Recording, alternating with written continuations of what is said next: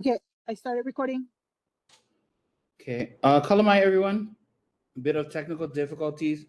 The internet just went out, at least in Wailupe in Ainahena.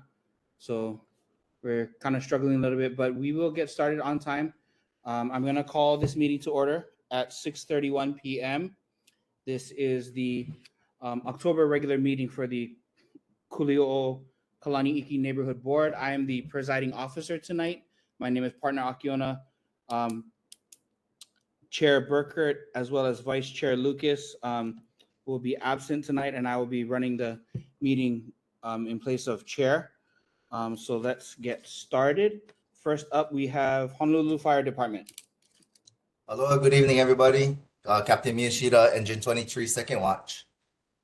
So our statistics for the month of September, we had 1 cooking fire, 28 medical calls, 7 motor vehicle crashes, 2 mountain rescues, and we have a safety tip, kind of long one this month. It is Fire Prevention Month for the month of October.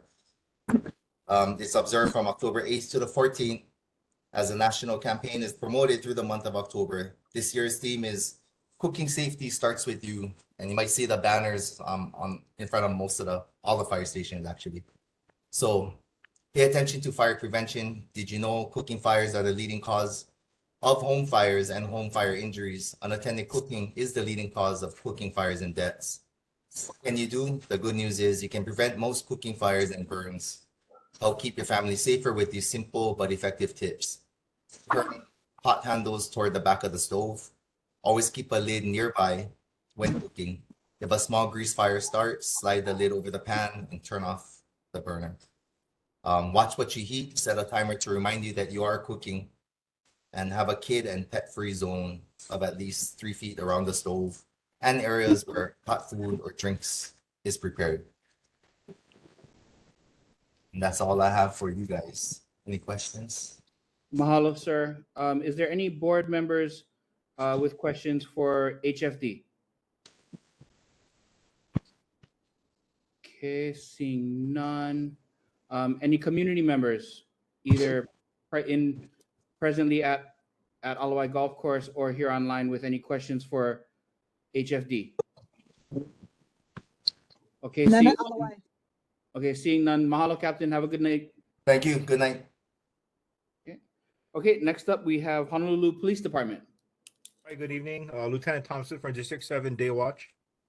For the stats of September, there was 2 reported motor vehicle thefts, 5 burglary reports, 11 thefts, and 6 unauthorized entry to motor vehicles. There was a total of 6,357 calls for service.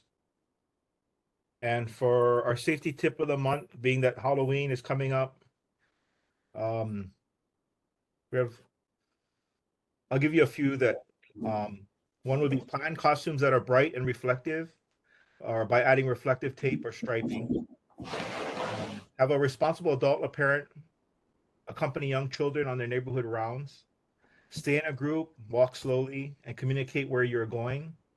Never enter a stranger's home or car for a treat. Approach only houses that are lit.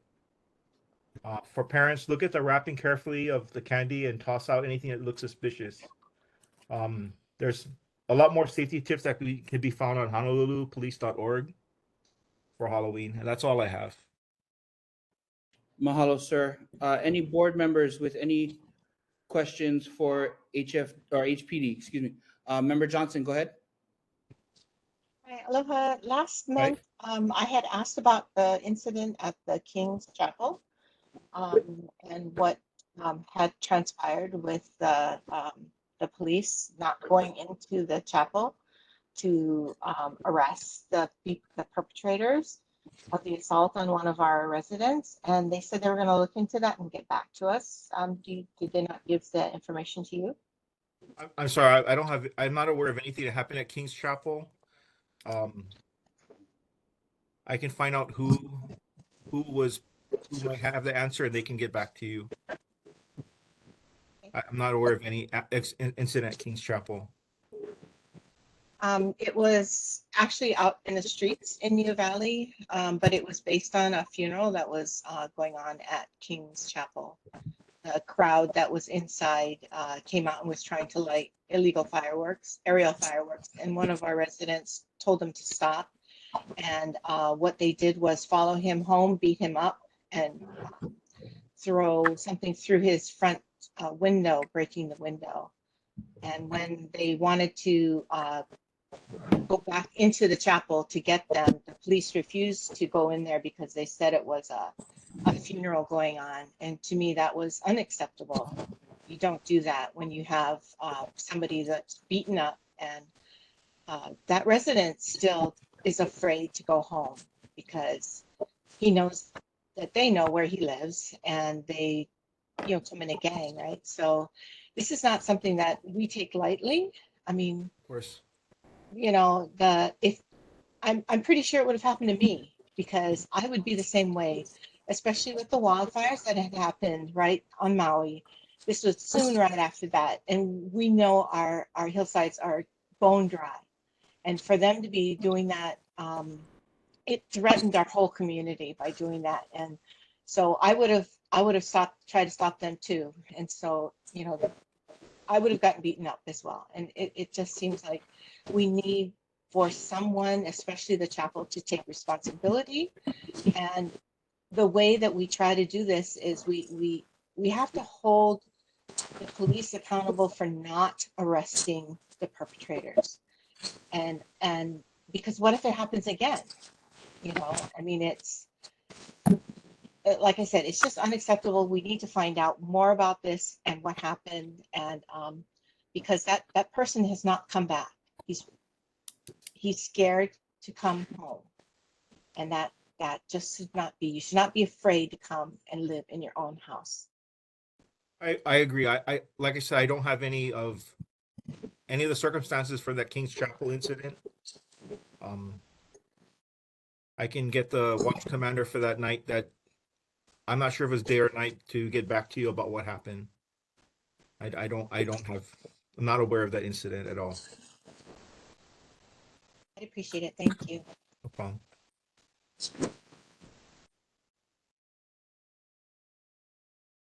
Any other board members with any questions for HPD? Okay, any community members with questions for HPD? I don't see any online. Judy, you have anybody? No. At Alawa? Okay, mahalo, Lieutenant. Have a good night. Thank you. You too. Okay, moving on. Board of Water Supply. Anyone here for Board of Water Supply? I don't see online, and there's nobody here. Okay, thank you, Judy. We're gonna move on from Board of Water Supply. Moving down to Board Business, items 3.1 and 3.2, we are gonna defer until the November meeting, seeing as we don't have quorum for the board for tonight's meeting. Moving on to item 3.3. Judy or Sherry, do you guys have anything for the treasurer's report? Not at the moment. Okay, mahalo. Okay, item 3.4.1, Aina Library new meeting location for the November regular meeting. To my understanding, that I was informed by Judy, our new meeting location starting next month will be the Aina Library. Judy, do you have any more specifics, like meeting start time, or is it going to change the start time, or how are we doing this? So currently what it is Chair Burkett is going to get the key from Aina Library because they close at 4. So she's going to go and pick it up, and then we're still going to have the meeting at 6:30. So it's still the same. We're just going to have it at a closer location in our community, which is great. Okay, awesome. And then we're still going to be, like you said, we're still going to be both virtual, hybrid essentially, right? That's correct. It's going to be in person and online. Awesome. Glad to be finally coming home. Mhm. Mahalo for the info, Judy. Sure. Okay. And we keep on stepping. Item 4, public input for items not on the agenda, also known as community concerns. Is there any board members with any community concerns that they would like to air from any of their constituents? Member Sonoda Pali, go ahead. Oh, hi. So a couple things. The I also sit on the CRI, which is the Community Representation Initiative, the Red Hill. And basically, we had a meeting last night with members of the Pentagon and the Navy, and Admiral Wade, of course, regarding the Red Hill defueling. And they had an open house the night before, and the question about the Board of Water Supply rate hikes came up at their open house, at the Joint Task Force for Red Hill open house, and at last night's meeting. So I just wanted to kind of report back that, and it was in the newspaper as well. So it's an issue. And I think because it's going to affect the whole island, it's not an issue that's going to go away. But I wanted to just report that we did get assurances from some representatives that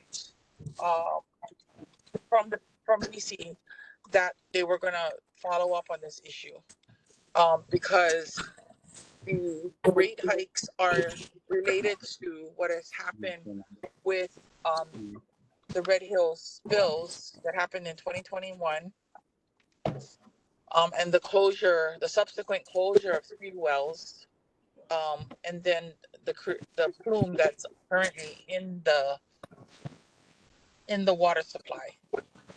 So, because now they're going to have to do monitoring wells and actually look and open new wells. So that's going to cost millions of dollars. So that is something that was brought up and discussed a few times. And I just wanted to say that we are trying to get the Navy and the Department of Defense to take responsibility for paying for the monitoring wells and the fuse spells, because we're literally paying for more money for more contaminated water. Like the water is more contaminated than it was before. So so that was one thing. And then the other thing too, with the King's Chapel thing, I mean, I really believe that the police are a little overwhelmed. Like, they seem like they're understaffed. I mean, it's been a chronic thing, right? I think that the shopping center, if we continue on to address this issue as a board, I think we need to write the letter to the shopping center, because the shopping center should make sure that when they have big events or events that total, like, I don't know, maybe, I mean, we can look it up at, like, what's the usual practice, but like events that have like 100 or more people, they should have security. Whenever I do community events and there's 100 people, we always have community police along that come with us, and that's to ensure everyone's safety. That's to ensure the people that are part of the demonstration as well as the observers. So Right. I think we should really focus in on the shopping center. And that's just my thing. I don't know if we're gonna get far with the police, because there's so much going on that end that it's hard to, like, deal. Right. I don't know, but yeah, of course, like, of course, if people feel like the police weren't fair to them, of course, they should maybe write to the police commission or something. I think that would be the venue there. Yeah, that's definitely something. Yeah, mahalo for that, Kalani, on that note. First of all, mahalo for all that you're doing in regards to Red Hill. Kudos, and mahalo the umpteenth degree for your advocacy on Red Hill.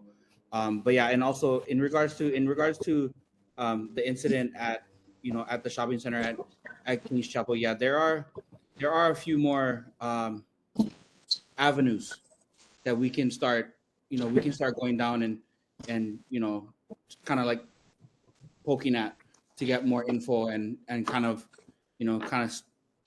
get action going other than just HPD. So contacting the shopping center is definitely something I'll pass on to chair to look into, and then we can get moving also on that front. Yeah, and I don't know if we want to write a reso about the rate hikes for Board of Water Supply, because I just don't feel this issue is going to go away. Yeah.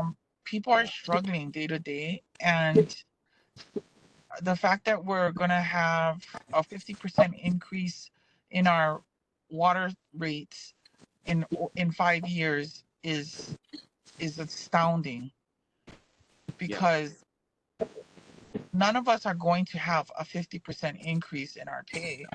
Correct. Correct. How are residents going to make up for that? So, we already have a houseless problem. We already have, families living paycheck to paycheck, and we are number one in terms of the highest cost of living in the United States. Number one.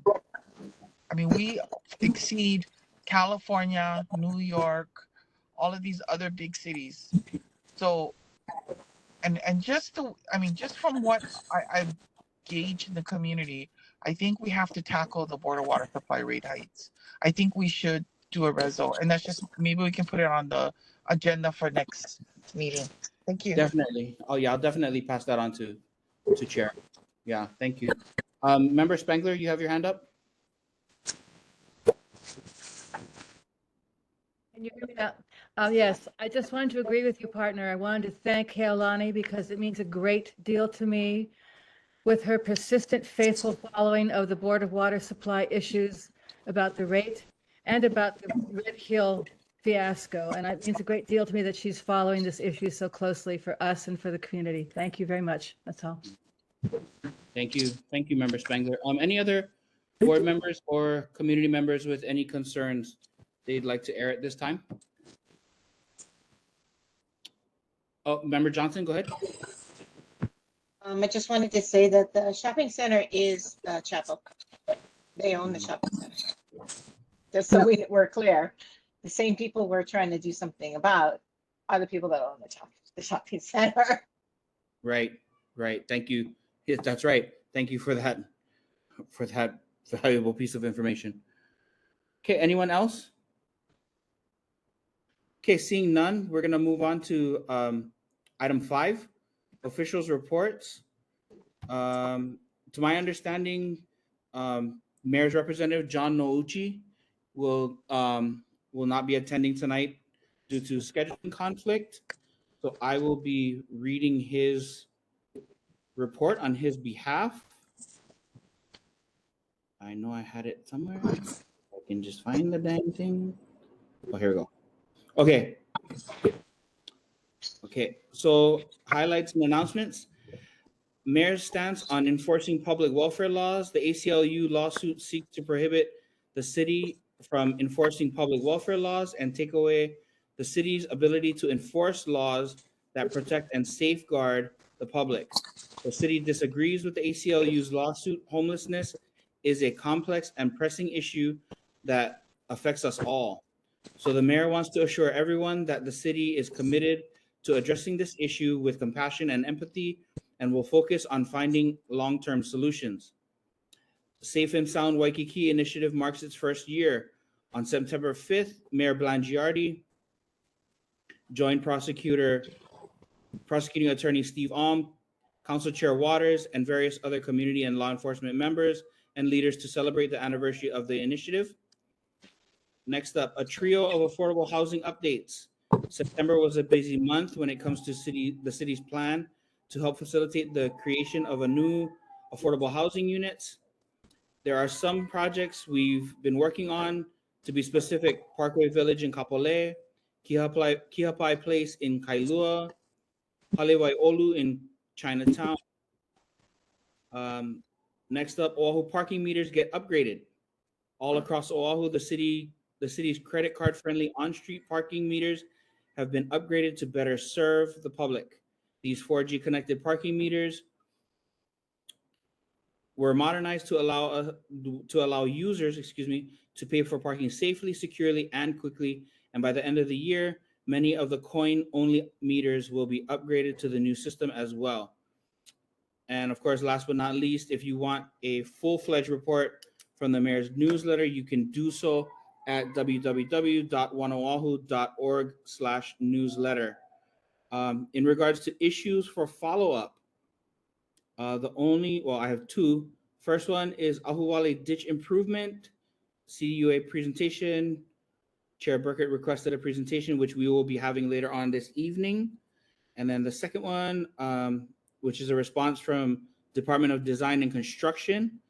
DDC's project manager and design consultant will attend the October meeting and provide a presentation on the ditch project also. That is the end of the report. Seeing as how the mayor's rep is not here, if anyone has any concerns or issues to pass on to the mayor and his departments, you guys can do so. You can forward it to Judy, actually, and Judy will put her email in the chat for everyone. And then Judy will go ahead and forward that to John and all the other departments that we need responses from. Okay. With that being said, we're going to move on to 5.2. Governor Josh Green's representative, Dave Day. Dave, are you online or in person? There he is.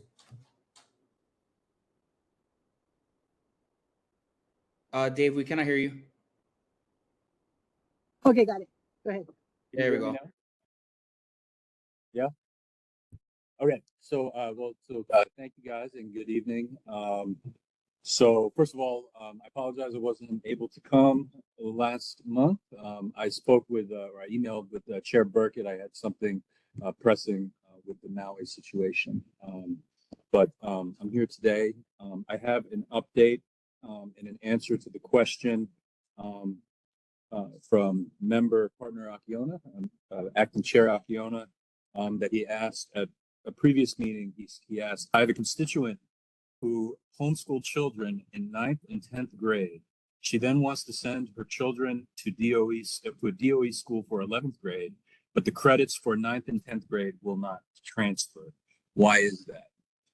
So I personally spoke with the Department of Education Director of Extended Learning, the Extended Learning Branch, Office of Curriculum Instructional Design, Raymond Fujino. He explained to me that there's a difference between, quote, homeschooling and alternative education programs, which could have led to the issue with your constituent, although we aren't 100% sure of who the individual is and what the specific circumstances behind the issue was. But he is willing to speak with your constituent. And so I have contact information, which I can type into the chat. And actually, what I'll do is I'll give this to you right now. You can type this in. It's right there on my phone. Okay. So those are the numbers for Raymond Fujino that the constituent can talk to and hopefully get any questions answered and resolved. With that said, obviously in Governor Green's administration, everybody has been very focused on Maui, and that there is other work that's being done right now. Obviously, Red Hill, one of the things that we heard about, the EPA recently approved the defueling plan, and hopefully that's going to be moving along soon. As someone who had been previously involved in that, the process of getting that, Red Hill defueled, it's something that I'm very much looking forward to, as I understand many members of this board are as well. With that said, I'm happy to answer any of your questions right now. Mahalo, Dave. Greatly appreciate it. First off, any board members with any questions or concerns for Dave? Okay, seeing none.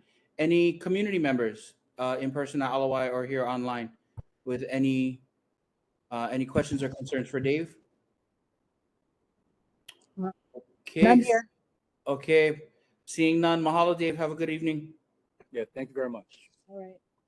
Awesome. Okay. Next up, 5.3, Council Chair Waters' office. Adam, are you online or in person? Oh, there you are. Yes. Thank you, member partner Akiona. Thank you for chairing this board, and thank you, members of the board. I'm Adam Dew with Council Chair Tommy Waters' office. Thank you, member Akiona, for sharing the mayor's report. It was very thorough. I'll just add a couple of things from the city side. Public hearing is scheduled for the proposed city park water shore event rules.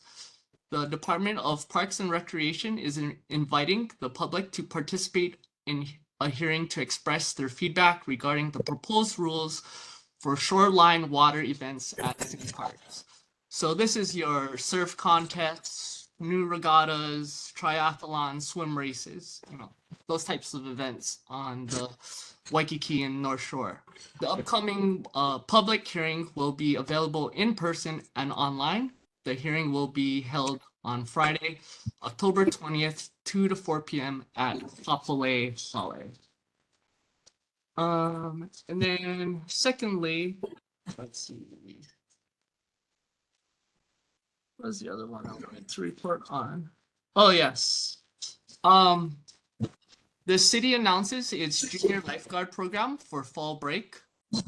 The City Emergency Services Department, Ocean Safety and Lifeguard Services Division is proud to announce the return of the free Fall 2023 Ocean Safety Junior Lifeguard Program. This free one-day program will be held at 5 locations around Oahu from October 9th to 13th. Keiki who complete the program will receive a fall junior lifeguard certificate. The one-day program will run from 9 a.m. to 3 p.m. and include instruction in CPR, basic first aid, rescue board, rescue tube, and nearshore rescue techniques. Last year, almost 2,000 youths participated in the program. And with that, I'm happy to bring back any questions or concerns to Chair Waters' office. I could also bring back concerns as well to the mayor's office. Thank you. Mahalo, Adam. Member Sonora Pali, you have your hand up. Yes. Question: where are the junior lifeguard programs going to be? What parks? Yeah, that's a great question.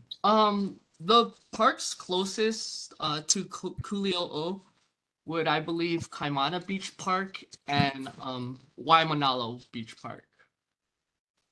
Okay. I'm sorry. Where is it? Waimanalo Beach Park, I believe, has been renamed. I'm sorry, I don't have the proper name. Oh, thank you. Yes. Any other board members with anything for Chair Waters' office?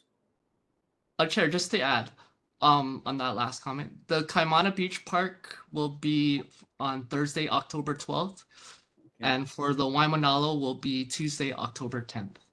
Thank you. Thank you. Thank you. Any community members with anything for Chair Waters' office? Okay, seeing none. Mahalo, Adam. Have a good one. Thank you, board. Okay, moving on. 5.4. Teresa Ng from Senator Chang's office. Is Teresa online? No. I don't see her. I'm based on Judy's face. I'm gonna guess she's not in person. Nope. Okay, mahalo, Senator Chang's office. Moving on to Representative Mark Hasham's office. Is the representative or no? Okay. Not here. Oh, At least in okay. person. Anybody Yeah. online for Rep Hasham's office? Okay, seeing none. Awesome. Okay, 5.6 HDOT Hawaii DOT Casey Abe. Yes, I'm here. Let me share Thank my you, screen Casey. here. Okay, just a minute here.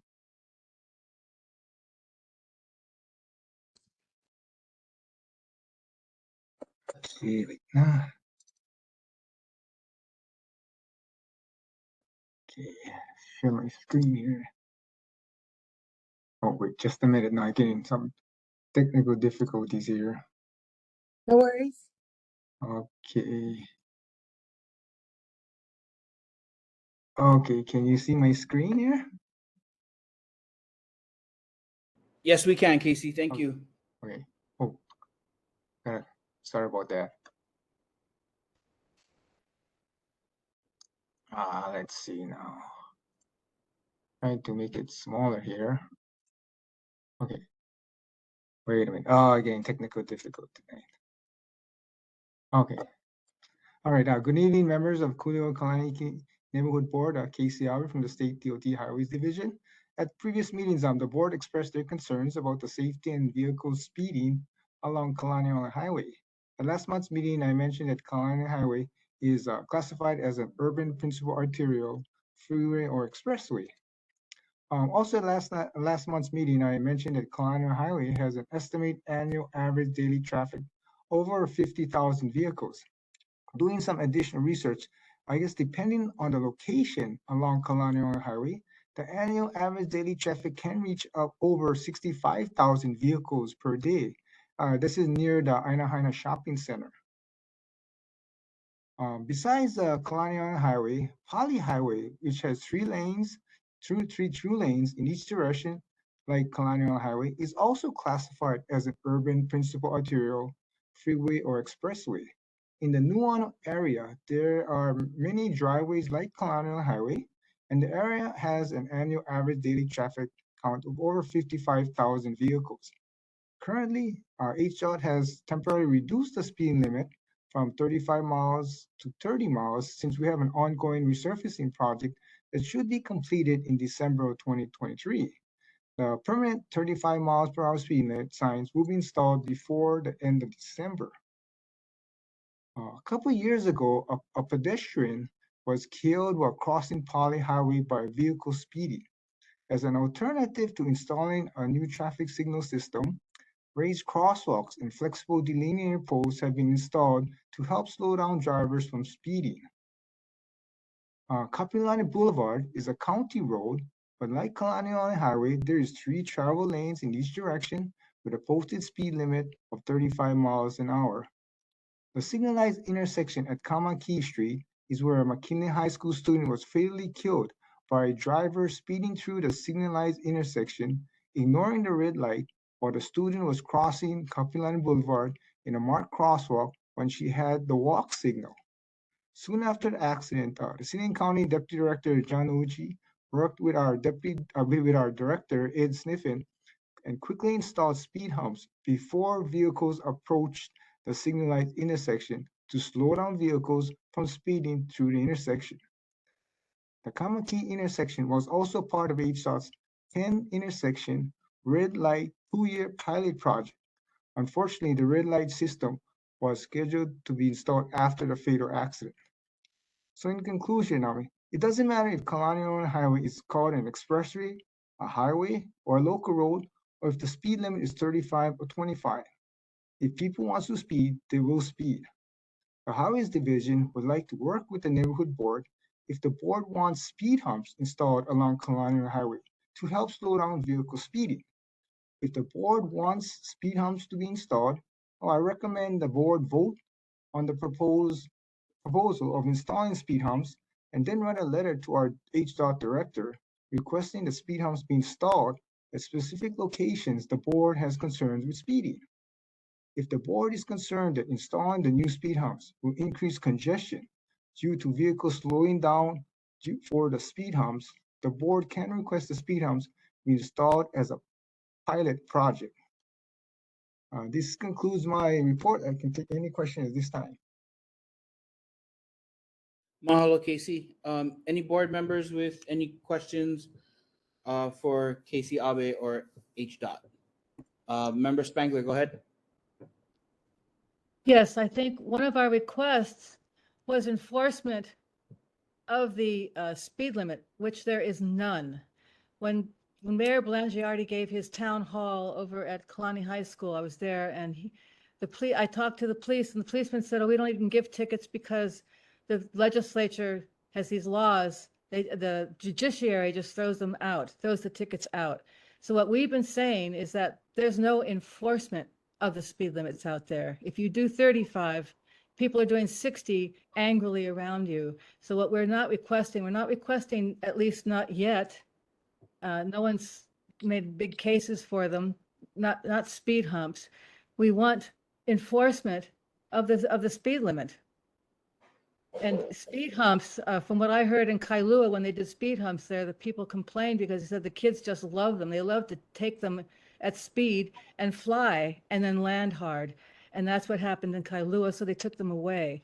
So what can we do about enforcement? We want red light cameras. If we're really serious about it, we want red light cameras where people get speeding tickets, and that will make them obey the law, whether it's 35 or 25. And there is a 25-mile-per-hour speed limit sign outside Kalani High School, and it's been there for years. And in 2001, Governor Cayetano got it put into the statutes that the outside school zones, they would be $250 tickets. So we can do them if we want to, if we're serious about it. But now that we know that DOT, Department of Transportation at the state level, considers Kalani Highway an expressway or a freeway, I don't think they have any incentive to want to enforce speed limits. This is a residential corridor servicing people's homes and schools and churches and, 2 little shopping malls. It's basically a residential corridor. We are not a service corridor for Hawaii Kai. And I've been fighting this since 1989, before they built the 50,000 extra homes out there. So it's a very, very important issue for our board to comprehend that the reason you can't get your left-hand turn coming out of West Hine Drive, you can't go left because Rex Johnson, when he was the head of Department of Transportation at the state, said, no, that will slow down traffic coming from Hawaii Kai into town. Same reason at Kuliʻouʻou and New Valley and at our neighborhood, Waialae Golf Course. They don't want us to have extra time to get out. They want the traffic to contain for long periods of time so they can speed the traffic from Hawaii Kai into town. Now, one of the things I'm going to ask in closing is that they do a federal highways capacity study of the highway, we're rated, at least since the 90s, it's been rated, Kalani Highway is rated an F. F. That means bad, the worst, in terms of school grades, F. A being the best, F being the worst. So we're requesting a federal highways capacity study to see what kind of capacity the highway has. And we're asking for enforcement via red light cameras of the speed limit. Thank you. Okay, thank you, Member Spangler. Any other board members with anything for Casey or HDOT?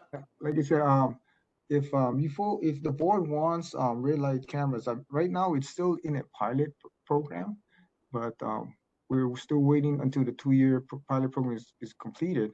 But you folks can start talking to your elected officials, making sure that after the 2-year pilot program is completed, you folks want these red light cameras in your neighborhood so it can be expanded permanently throughout the state or through your area. And I think I mentioned the red light cameras have the ability of recording the speed limit as it travels through the intersection. So that's another thing where, again, your elected officials can discuss with our appointed director and our deputy directors as to consider looking into the speed cameras that was once implemented years ago, but due to some errors, it was canceled. Mahalo, Casey. Yep. Okay, real quick, Casey. So in regards to that, the officials you're talking about, because we're talking about Kalani only, you're talking about, getting it addressed or addressing it to Senator Chang and Rep. Hashem, correct? Right. Okay. Yes, Thank they you. represent you guys' area. Okay. Thank you. Any board members with anything? Okay. Member Spangler, you have something new to add? Yes, just to remind the board and Casey Abe, our board passed a resolution, a traffic resolution that requested many measures to be done to try and mitigate the traffic flow. We've done that already. Speed Yes. humps were not requested. Red light traffic cameras were. And it's also, I forgot what my other point was, but the thing that makes me upset about, if we're going to talk about Kalani Highway, you got kids out there by the dozen, maybe sometimes 50, or motorcycles doing wheelies. I look out my window on the highway and I see them doing wheelies. Dozens and dozens of kids on their scooters and their electric bicycles on the highway.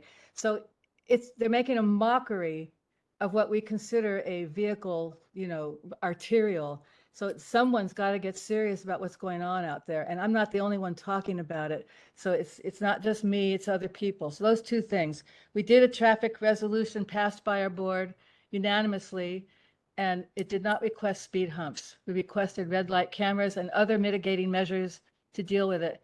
And we got to deal with what the kids are doing out there on the highway to make it really dangerous and really a mockery of what's going on. Thank you.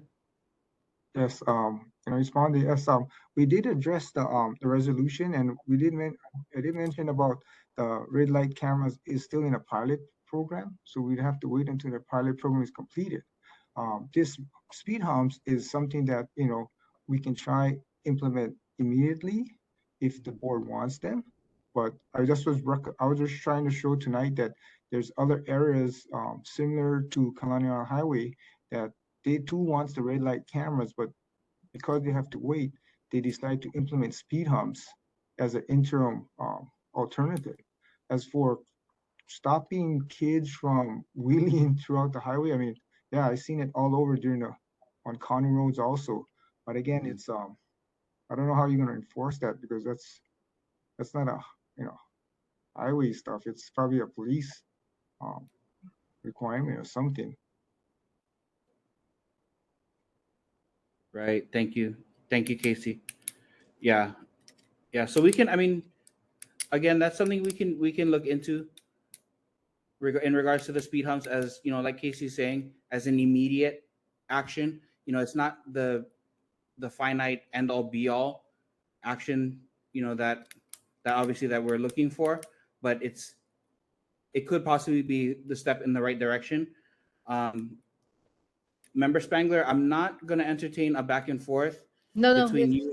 No, it's to you, to the chair. We would actually like to request more police presence on the highway. That's what we need. Thank you. Okay, thank you. I will pass that on to Chair Burkett and also Judy to be addressed. Okay, thank you. Moving on. And for the main event of the evening, our presentation, Ahu Valley Ditch Storm Drainage Improvement from Department of Design and Construction, as well as other presenters. Steve, are you on? Or I know there was a couple other names in that email. I'm sorry. Hi, everyone. Can you hear me okay? Yes, we can. Yes, we can. I wasn't sure. Okay, so I'm gonna share my screen.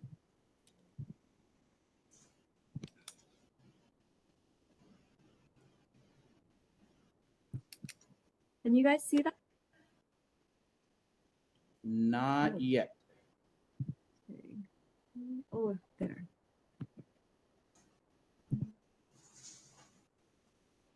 Is it showing now? Yes, we got it. Thank you. Okay, so I'm gonna start now. Good evening, everybody. I'm Mia Akiba with Jacobs. I'm the environmental planner on this project. So the project title is Ahuvale Ditch Storm Drainage Improvements Project. It's been being proposed by the City Department of Design and Construction. So this is the agenda for today. So we'll go through this information pretty quickly so we don't take too much time, but please feel free to ask questions at the end of the presentation. So this shows the project location. The area in red shows the interceptor ditch that we're proposing to improve. It's upslope of Ahuvale and Aipuni streets in Aina Haina. The entire project is within the State Conservation District, and it's also within an existing city easement for storm drainage purposes. So I'm going to hand over the presentation to Steve, who will go over the proposed improvements. Hi, I'm Steve Harano. I'm with Park Engineering, and we're the civil engineering consultant for this project. So I'm going to start with the project background and purpose. Okay, here we have a schematic diagram of the Ahuvale Ditch storm drainage system. Starting at the very top, we have 1,900 linear feet of existing above ground interceptor ditch. And this is the area for our subject project. We have ditch A, B, C, and D. Okay, the blue lines represent the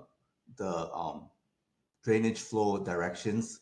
So ditch A and B take their flows to drain intake number 1, and ditches C and D have their stormwater going to drain intake number 2. From that point, the stormwater is going down the steep hillside through underground drain pipe system, which is represented by the red line here, and it outlets at the blue dots, which is Wailupe Street. Okay, here we have photos of the interceptor ditches, and as you'll see as we move forward in the photos, the existing ditches are bound either by this low CRM or rock type wall or the earth berm. So starting at the left photo, this is the upstream side of ditch A. The ditch is bound by this low CRM wall. And the photo on the right is the downstream portion, and that side is just bound by this earth berm.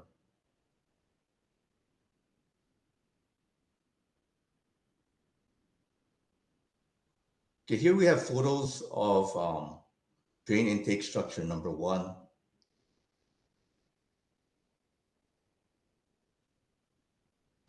Here are photos of ditch B. So starting on the left-hand side, this is the downstream or lower portion of the ditch. So as you can see, this side is bound by the earth berm. Moving over to the right, this is the upstream portion. Again, this is bounded by that low CRM or rock type wall.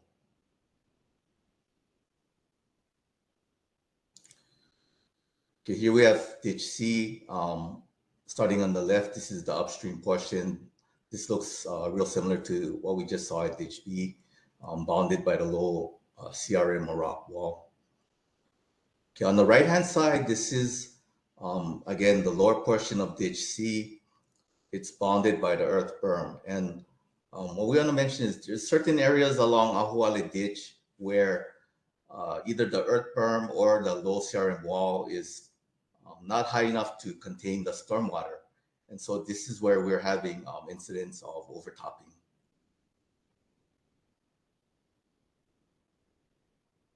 Okay, here we have a photo on the left-hand side of drain intake structure number 2. And finally, the right side photo is ditch D, and it's bounded by an earth berm.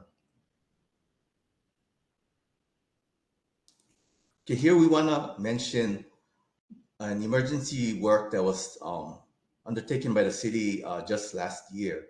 So back in December 2021, an intense rainfall event led to the overtopping of a portion of the ditch and flooded a downslope property. Unrestrained stormwater and exposed trees and boulders washed loose dirt into the property. So the city implemented this emergency project to install the temporary wrap sandbag barriers. You can see it at this top photo. This is along ditch C. The temporary measures was installed on the top of the berm. So what it essentially did was it added 18 inches of height to the berm. And the photo down below, what the city also did was they implemented these temporary measures along their access parcel. Okay, the project purpose. The purpose of this project is to improve the conveyance of the stormwater runoff by restoring the original ditch design flow capacity. Also to improve the condition of the ditch to allow the city to more easily perform maintenance and cleaning operations, and also to install improvements to help prevent ditch overtopping incidents. Okay, I'm gonna go over the proposed improvements. So we're gonna start with our site plan. Our project is right up at the top above the existing residences. So the blue line is the limits of the city's drainage easement.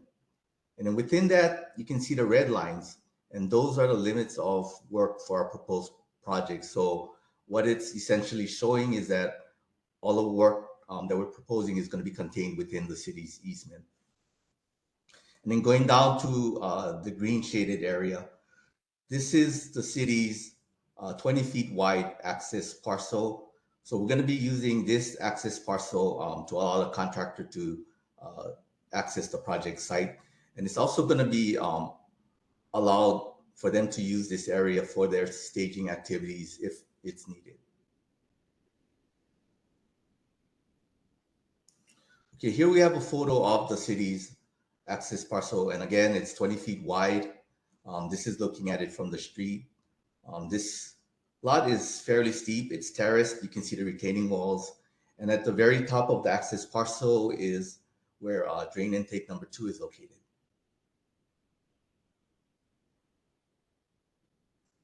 Okay, here we have the typical sections that we're proposing for our project. And it's going to be a combination of concrete, channel, shotcrete lining, GRP or grouted rock lining, which is shown in this type 2 at the bottom left over here. And also the bottom right, this rectangular concrete section, this is going to be the predominant section that we're going to be using for most of the ditches on this project. And if you see the downslope or residential side, there's a vertical wall with a little notch. The height of this vertical wall is going to be higher than the existing CRM wall. And in most cases, it's going to also be higher than all of the berms in the area. So what that's going to do is help contain the stormwater within the ditch and help prevent any of the overtopping from occurring. Okay, here we have additional variations of the rectangular ditch section. And this is just to meet specific conditions that may be encountered at the project site. Okay, what are the temporary construction impacts? We can expect daytime noise increase from construction equipment and vehicles. I'm going to be installing temporary BMPs along the construction area. So that includes silt fence, sandbags, and filter socks. Closure of one lane is anticipated during construction mobilization and also construction material and equipment deliveries.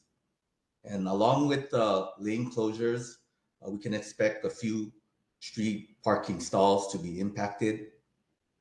The one thing we are going to require from the contractor is that they maintain access to all of the properties for the duration of the construction. And here's our construction schedule. So the anticipated start date is the second quarter of 2025. The estimated duration is approximately 1 year. And with that, I'm going to turn it back to Mia, and she's going to go over the next steps for this project.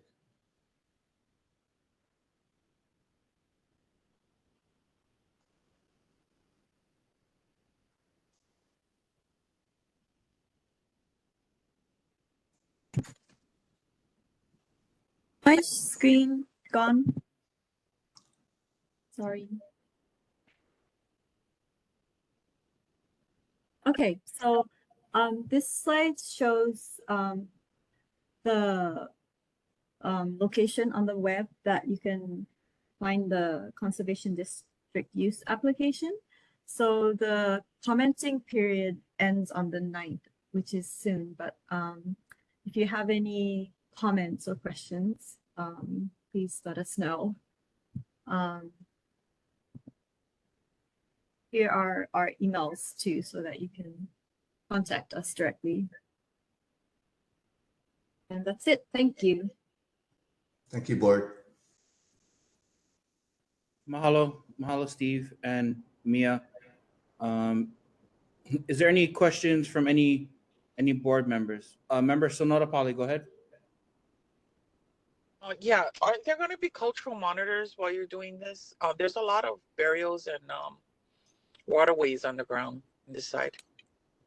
Yeah, so we did a review with Shipti Cultural Surveys was our consultant, and the determination was that there's no historic sites along this property, this portion of the property. They always say that, and the part of the historic, they only can register what is uncovered, and so once you uncover it's desecration. Yeah, so I'm just saying that there's been a lot of burials found, even along the roads, and like Board of Water Supply was telling us to, even when they put in new pipes, they find burials a lot of times. So just would be good to have like some kind of cultural monitor, I think, just in case that there is a inadvertent finding. Thank you. Okay, mahalo, member Sonora Pale. Any other board members with anything? Member Johnson, go ahead. I just would like to echo what Kalani said. On this side of the island, people tell us that we have nothing left because we have so many developed properties, and yet we still find cultural artifacts and burials and cultural treasures. So, never take the fact that somebody tells you there's nothing there, because usually there is. So I do echo what Kalani said, and I thank her for that. Yes, definitely. Any other board members? Steve, I have a question real quick. On the original schematics you showed in regards to where the intake and outflow points are, when you say outflow, does that mean that storm water or that rainwater is then being released onto a lower street, or is it like, how is it being dispensed after it's caught into that catchment system? Okay, so the existing drain pipe system from the inlet, it goes down through the residential areas. It's in the city's easement. It goes down to probably the next street, which is Ahuwale Street, then goes, includes connecting the catch basins, but ultimately it drains at Wailupe Stream. There's a out head wall. Okay. I was just wondering about that because it only had those 2 points right there, and I'm like, Yeah, okay, we very schematic. Okay. Thank you for that. And yeah, definitely echoing member Sonora Pali's concern about EVN and other sensitive areas. Is there any community members with any questions or concerns for the presenters at this time? Okay. In person.